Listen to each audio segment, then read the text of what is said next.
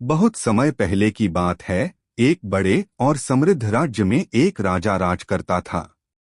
उसके पास हर सुख सुविधा थी, लेकिन उसे एक ही चिंता सताती थी। उसका इकलौता राजकुमार बहुत आलसी और गैरजिम्मेदार था। राजा को चिंता थी कि उसके बाद राजकुमार कैसे राज्य संभालेगा। एक दिन राजा ने राजकुमार को बुलाया और कहा,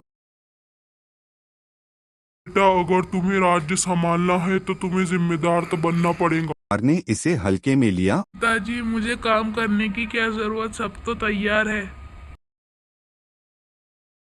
राजा ने सोचा कि उसे सबक सिखाना जरूरी है।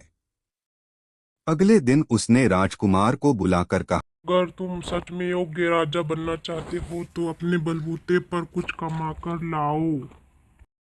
राजकुमार यह सुनकर हैरान हुआ, लेकिन पिता की बात माननी पड़ी। पहले दिन वह अपनी माँ के पास गया और सारी बात बताई। माँ ने उसे सोने का सिक्का दे दिया। शाम को राजकुमार ने राजा को सिक्का देकर कहा, कमाया है पिताजी।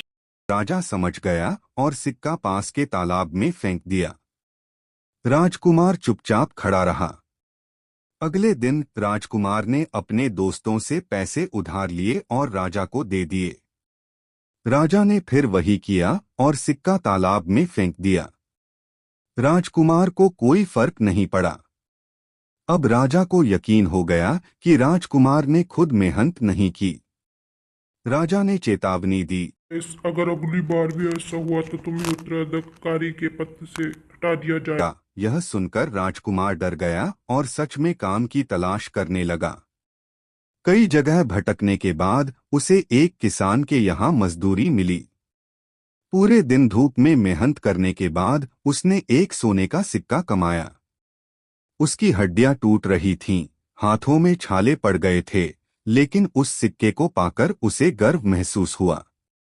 शाम को जब उसने राजा को सिक्का दिया तो राजा ने हमेशा की तरह उसे तालाब में फेंकना चाहा।